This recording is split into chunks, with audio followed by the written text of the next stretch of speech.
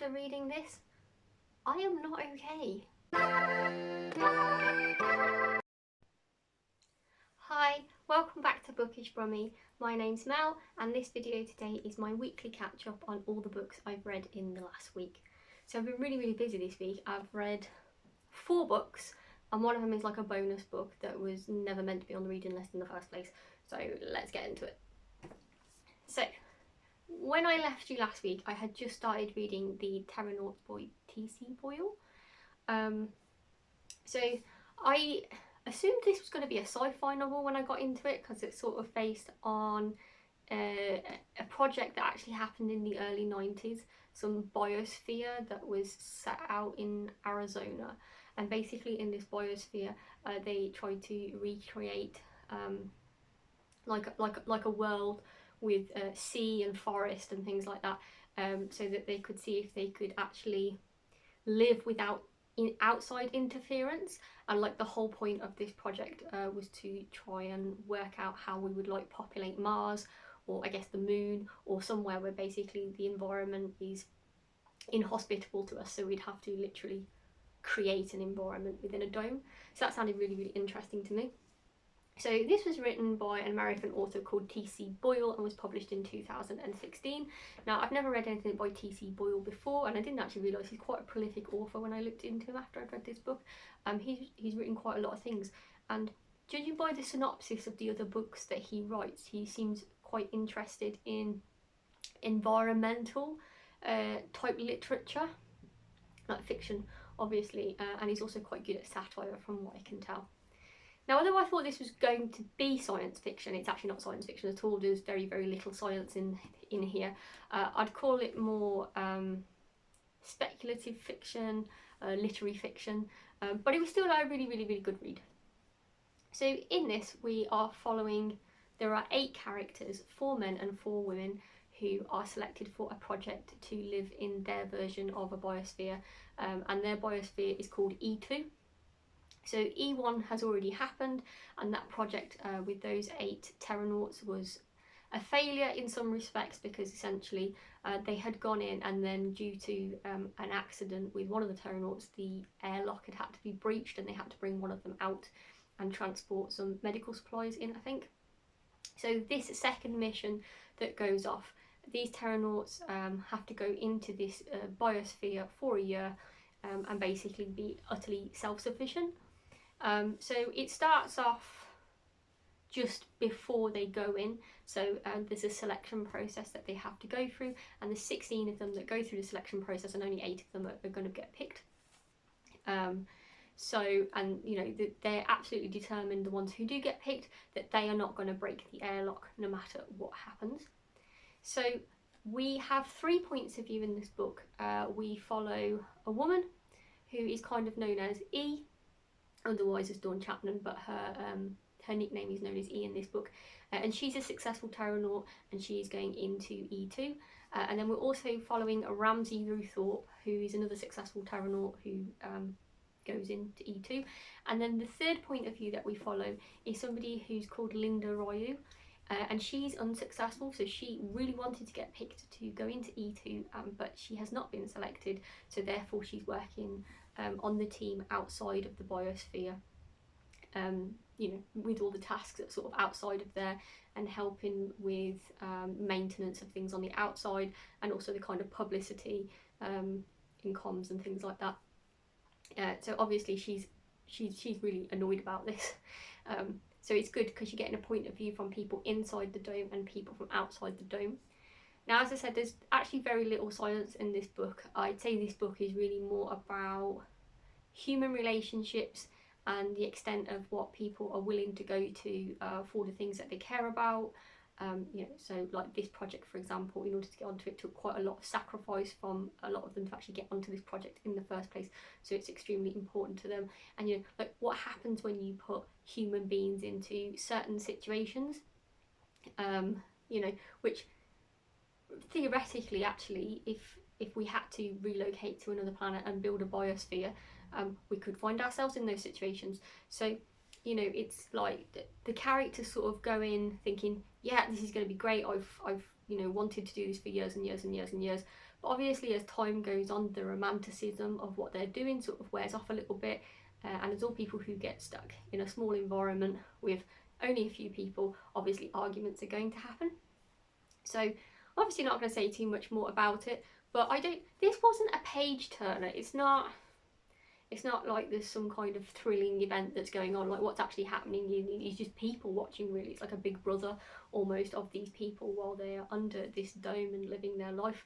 But I really enjoyed it. Like, I found it quite comforting. It's kind of like, if you like the sort of a story where people are going to go off onto a desert island and see how long they can survive. So probably if you're a fan of Lost, or if you were a fan of The Famous Five, or any of those kind of adventure stories where you've got a small group of people who have to, you know, use their own wits and means to survive in a situation, that's kind of like what this is. And I, you know, personally really enjoyed it. So I'd give it a 4.5 stars. I feel like I would read this again. As I said, I did really enjoy it. I enjoyed the style of writing as well. One thing I disagree with though, it says on the cover, excruciatingly funny, Times Literary Supplement. I didn't find this particularly funny, if I'm honest, and some of the subject matter in parts of it were quite hard to read if you're a woman. That's all I'll say. So I wasn't really laughing out loud at those bits.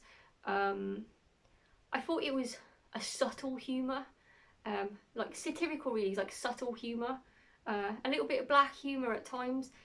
So, you know, you sort of reading and thinking, oh yeah, but it's not like laugh out loud funny. So I think that that's a little bit going over the top, saying it's excruciatingly funny. But then again, my sense of humour might not be anybody else's sense of humour, so who knows. But it's still a really good read, and it has made me start looking at what else TC Boyle has published. So at some point I'd probably like to pick some of that up. So yeah, definitely recommend this if you like an adventure story. So I hadn't started that at the end of last week. I was due to start that at the end of last week, but I hadn't actually read any of it yet. Last week I was telling you that I'd started The Blind Assassin by Margaret Atwood. That was it. And I was 400 pages into this, and it's just over 600 pages. So I was a fair way through, so I had a fair bit to say about it, didn't I? And I was really enjoying this book. So this was published in the year 2000, and it actually won the Booker Prize as well, which is the first time that Margaret Atwood has won a Booker Prize. So it's good for her, and I can definitely see why it won that award. This is a really complex novel, and there's a lot to say about it. So I actually filmed a separate video where I'm doing a review of this book on its own, which will be out next Thursday. So if you want to know a little bit more about this book, then by all means come and join me next Thursday for a more in-depth review of this. Although I've structured it slightly differently from my normal reviews, I've tried to do without spoilers for the first section, and then I've sort of dropped in, okay, now I'm going to give you a spoiler, so you might want to switch off the video. Normally a lot of my in-depth videos, I just say like it's in-depth, so if you haven't read the book, you might not want to watch it because of spoilers. So I've tried to film this one in a slightly different way so that I can review it without spoilers up to a certain point, and then get into the meat and the grit of it at a point where people could switch off and feel satisfied that they understand whether or not they'd like to read this book. So to keep it short and sweet in here, this is essentially about the life story of Iris Griffin, nee Chapman. I say nee Chapman because the story starts when she's actually born in 1916, and obviously she gets married in that time, so she becomes Iris Griffin. And I think that because this was published in the year 2000, we can probably say that this is set in like 1998 or 1999. So our main character is about 82, 83 years old while she's retelling her story. And essentially it starts off with the drama of 10 days after World War II, her sister Laura drives her car off a bridge. And that's sort of like the opening really. So obviously World War II, this was happening in 1945 when we got to the end of the war. So we then sort of take it back to 1916 when Iris is born, and essentially she is now recounting her and Laura's childhood and what they were doing up until that point. Obviously Laura took her own life, but at the same time we're in the present day in the late 90s with Iris as well, and she's also talking about what it feels like to be the age that she is now and who she's got around her in her life. So you can, you know, in one way it's like a coming of age story, like growing up, like her and Laura, and at the same time, as she's older, it's like that reflection on her life as well. And essentially she's writing down this story because, you know, she wants it, she's never really told her whole story to anybody before, and she has an estranged granddaughter that she wants to know the truth about her life one day. So that's why she's sort of going through the process of telling this story and writing it down. We also have like news articles in this book as well, which kind of relate to certain events that happened around the events that Iris is talking about in the book.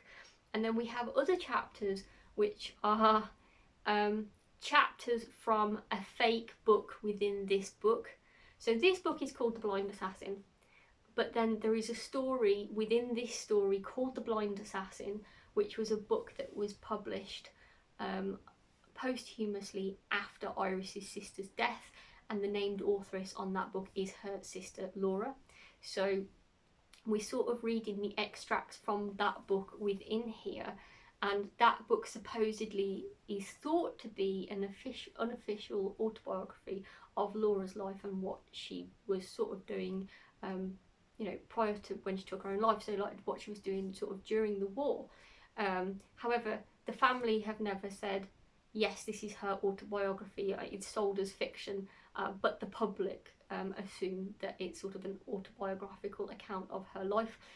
So it's sort of important that that story within the story is included, because it's sort of helping Iris remember her sister as well, and her sister's obviously key to her own story.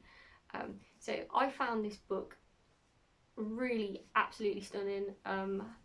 Although it's confusing because you've got a story within a story, and then there's a story within that story within the story. Yeah, sounds confusing, but actually it was a really, really easy read. I was absolutely going through this at a speed. I really wanted to know what happens next. I was really interested in Iris as a character. I thought Margaret Atwood had written her really well. So far this is the second Margaret Atwood book that I've read. The first one I read, which was The Handmaid's Tale, was a very, very good story, but I found the way that the prose was a little bit clunky and difficult to get on with at times, whereas this was completely different. This was written in a completely different style, and I absolutely loved it. I thought it was great. I can only give this book a 5-star read. I totally recommend it, especially if you're sort of into stories which are like unpicking mysteries of a person's life, which is kind of like what this is, I guess. So it's like, yeah, it's historical literary fiction. I think if you're a fan of people like Kate Morton, who does the same kind of thing, she does like historical fiction where there's always like a sort of a mystery to unpick through people's lives essentially, and one person's life has always affected another person's life in the past. Yeah, if you like Kate Morton and her books, then I think that you would definitely like this one as well. So yeah, 5-star. So we're doing well so far because we've had like a 4.5 and a 5. So then, of the list of books that I had left to read that were big books for Big Book January, I had Stephen King's Insomnia left, and I also had A Little Life by Hanya Yanagihara. So I decided that I was going to read A Little Life by Hanya Yanagihara. If you've seen my video that was yesterday, which is announcing what I'm going to do for February with regards to my reading prompts, basically Stephen King features really, really heavily in February. So I thought, well, I'll end the month on this book because I'm going to have a lot of Stephen King to read in February. So I'm not too sad that I didn't get to pick up Insomnia. So A Little Life by Hanya Yanagihara. So this was actually shortlisted for the Booker Prize, but I don't think it won. I can't actually remember when it was published. Okay, so it was published in 2015. So I hadn't realised this was about 10 years old actually. I've seen this floating around on the internet for the last couple of years, and it's really polarised people. People either love it or people absolutely hate it. So I had recently read The People in the Trees by Hanya Yanagihara. And that was my first novel of hers, and I thought that was absolutely fantastic. And I do actually have a video purely just doing a review of that book. So I'll put the link up at the top of the screen for that if you're interested to go and watch it. So I was really looking forward to reading something else that she had written, and this obviously fulfilled big book January because it's sitting at 720 pages. Now, what I would say about this, so in reviews I've heard people describe it as trauma porn, and I have to admit I agree with that. There's basically, you're sort of following the lives of 4 men, essentially, from like in their early 20s, and it's sort of going up until they're about 50 or 60 years old. So it's spanning decades of their life and their friendship group. But then we sort of really focus in on one specific character, and then there's another character who's also kind of a main character who's really key to the main character. So yeah, so we're following those 4 with a special emphasis on those 2 characters. But then in the orbit of this group of people, there are quite a few other characters as well who we sort of hearing about over the decades. It's set in America, so a lot of it happens in New York City, but the characters and often are like in Boston as well, I think, and at other times they're in London and various other cities around the world, but it's predominantly happening in America. And our main character has had just about every awful thing that could possibly happen to a person happen to him, and really this book is about how that has affected him. So not how it's affected him as a child, but how it's affected him trying to move through every decade of his life. And it's incredibly sad, but it's also an incredibly frustrating read. There were times when I was going through this that I almost felt annoyed at this main character just because of some of the choices that as an adult he was making choices. And Hanya Yanagihara wrote his character really, really well. She wrote all of the characters really well. I think that she has a really good insight into the human condition, the human mind, and she wrote really believable people, I think, in this book. I would say they were really believable. But yeah, that main character, the main one, I actually found him tiring to read about, which I felt guilty for at times myself, feeling that about him, because he's had like a really terrible life. So yeah, he's not going to be the life and soul of the party. But it was just, the way that his character tries to push absolutely everybody away from him was really quite frustrating at times. But I think that was actually really good writing on Hanya Yanagihara's behalf, because essentially that's how the other characters probably felt towards this main character. So if she's making you feel that as the reader, she's doing a really good job, I think. I thought it a little bit unbelievable that all of these things could happen to one person, but at saying that, I guess that it could. Nobody could say that it couldn't. And I did feel very sorry for our main character for all of the the trauma and everything that he went through. But what I would say is, I would find it very hard to recommend this book. And the reason that I would say that is because there should be like a trigger warning for just about everything on this book. It's hard going, it's a hard read. I mean, I can't even begin to tell you what all of the trigger warnings should be, because then I think it's really telling you the story in a way.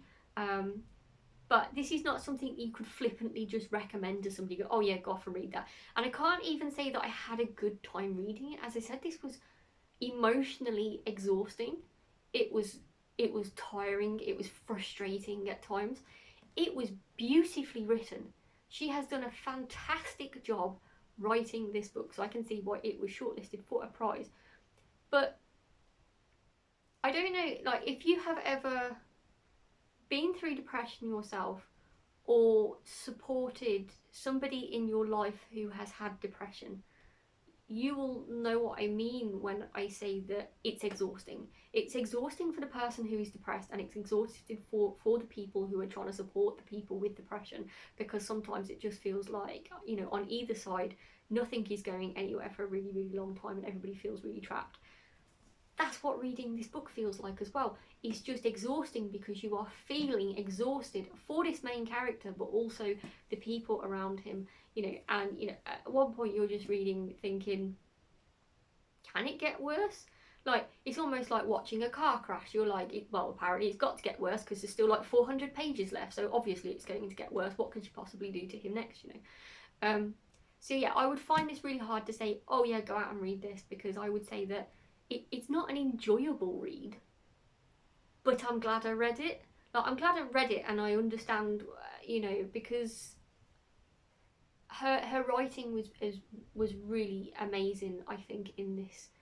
It's just the subject matter is depressing, and sad, and, you know, I finished this in a week.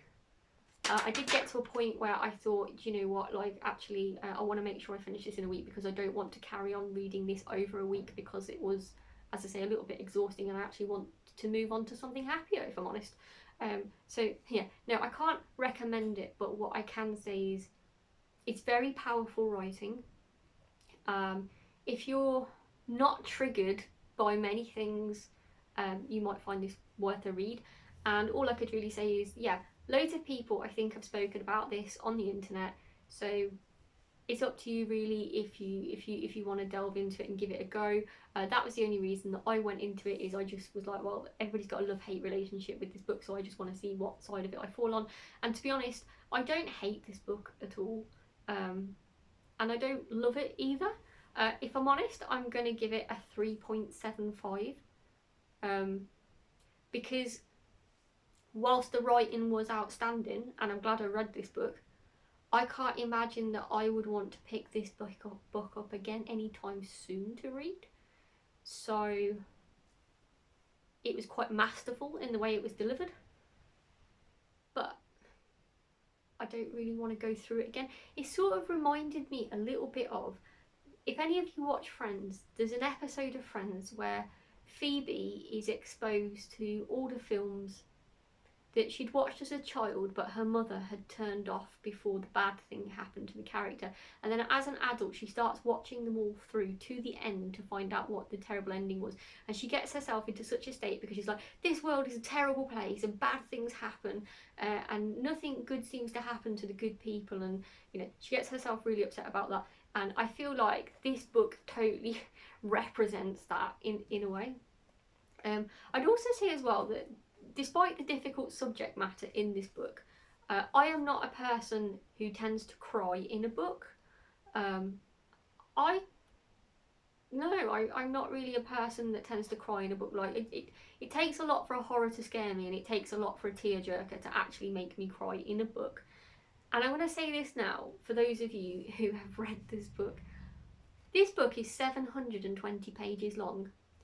At the top of page 719, I was like one page away from the end. It was that bit that got me, at the top of 719. That moment with Harold, and it actually did make me cry. So I didn't, like, I finished this and I did not feel okay, if I'm honest.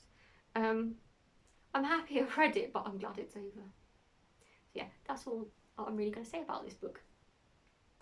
Now, I did have a little bit of extra time, even though that's a phenomenal amount of stuff there that I've read.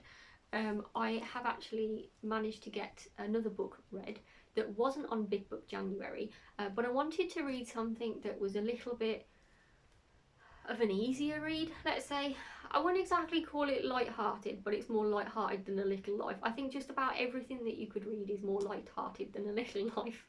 But I had my gold subscription come through last week, and this month we were having this delivered, which is Esther is Following You by Tanya Sweeney. So this was officially released for public sales Thursday. So I think Thursday was the 29th.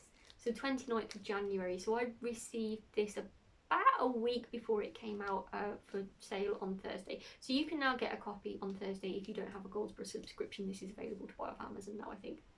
So Tanya Sweeney is, as I understand it, a journalist, and this is the first book that she's ever written, so this is her debut novel. And I say, like, what a cracker for a debut novel. She has done a really, really good job in this. So this is what I'd class as a psychological thriller. It's not very long. Oh, look at that, those sprayed edges. It's really, really pretty book. It's not very long. It's only like 300 pages long. And basically we are following our main character, Esther. And she goes through the loss of... well, she goes through a miscarriage, basically. And off the back of that, things just go downhill for her in the way that she copes with this awful event that's happened to her, and essentially she descends into stalkerish tendencies. And there is this man who is sort of semi-famous. He's not an A-list star at the point where she's looking at him. He's probably like a B-list or a C-list star, and for some reason she just hooks onto him after having seen some stuff of his online, and then she joins a group online that sort of, you know, really, well, I'd say it's like a fan group online, but these fans are a little bit over the top compared to what a normal fan would be like, and essentially they're all sort of partaking in very troubling behaviour, like stalkerish tendencies. And I think what's interesting in this group, like, we sort of understand what's happened to Esther and why she's maybe using this as a sticking plaster instead of being able to face the issue that's happened to her. But we also meet a couple of the others in this group and then start to learn, you know, you can sort of see from a distance why this person is potentially also engaging in this behaviour. But it ends up being absolutely terrifying, really, because I think it really unveils how social media can be used to not only sort of stalk an individual, but to bully individuals as well. So I think that because Tanya Sweeney is a journalist, she probably has a lot of experience in researching this kind of thing and understanding how dark social media can actually be, and how it can be used as a tool, a negative tool, essentially, for various things. So this was a page turner. I read this entire book in one day. Like, I didn't read it all in one sitting because I had other jobs to do, but essentially I'd read a bit, get up and do something, read a bit, and I knew, you know, after it got to about page 200, I was like, I'm going to have to read this whole book today because I need to find out what happens to our main character, you know, and how this sort of, how she's going to get herself out of the hole that she's in, really, like how this is going to unravel. And I don't think this really misses a beat, to be honest. I think that for a debut novel, it's really, really good. As far as the thriller goes, like as a page turner, it's really, really good. I think that Esther as a character is really well fleshed out. I think we understand her motivations quite well. Esther might not understand her motivations quite well, but I think we, as the reader, can sort of understand them. The only thing that I felt like at the end that possibly could be improved slightly is I'm not sure that there was really a proper discussion about how she properly broke out of the psychological bubble that was around her that was sort of provoking the bad behaviour that she was committing. But maybe we didn't need that in this book, I don't know. It's hard to say that it's light-hearted, because I think the subject matter that is driving her, and really, you know, using social media for nefarious purposes is not really light-hearted, I suppose. But it's, yeah, so I wouldn't call it light-hearted, but it is a very good psychological thriller. I really, really enjoyed it. I'd look forward to seeing any future work that Tanya Sweeney does.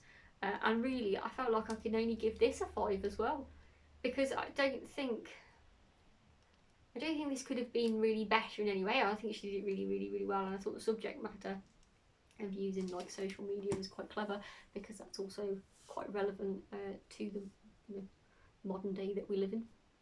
So yeah, in this last week I've done really well because I've had 2 5-star reads, 1 4.5-star read, and then, you know, 1 3.75, which is, you know, still a good rating. And although the one book made me cry, it was still quite a powerful book. So I think that I've done a phenomenal amount of reading this week, and I've read some really good books. I've really thoroughly enjoyed Big Book January, if I'm honest. It's really given me the opportunity to read some really good books, and some books that have been on my shelf for quite some time. I'm not afraid to get stuck into a big novel. I kind of like it because you get to be with your characters a little bit longer. However, I'm not going to do a roundup of the full month in this video, because essentially I've had to give so many reviews of what I've read in the last week because I've read so much. It would just make this video too large. So what I'm going to do is I'm going to post a video on Monday, which is going to be a roundup of all of the books that I've read in Big Book January, and we're going to talk about what reading prompts I crossed off my reading challenge that I set myself at the beginning of the year as well, by reading these books. And then we're going to go through the star rating as well that I gave to all of them, and give them a little bit of an order as to, you know, which were the best books of the month and which ones were the worst. So I've had a really good reading week. Let me know in the comments down below how your reading week has been, and also let me know if you've read any of the books that I've reviewed here today. I'd love to know your thoughts on them. Especially I'd love to know your thoughts on A Little Life by Hanya Yanagihara, because obviously I'm just jumping into that discussion now. I say I'm personally in the middle with it. Don't love it, don't hate it, but I did think it was very powerful read. Anyway, if you enjoyed this video, please consider pressing the like button, and if you'd like to see any of my future content, please press the subscribe button. Thanks for joining me this evening, and I hope to see you soon. Bye!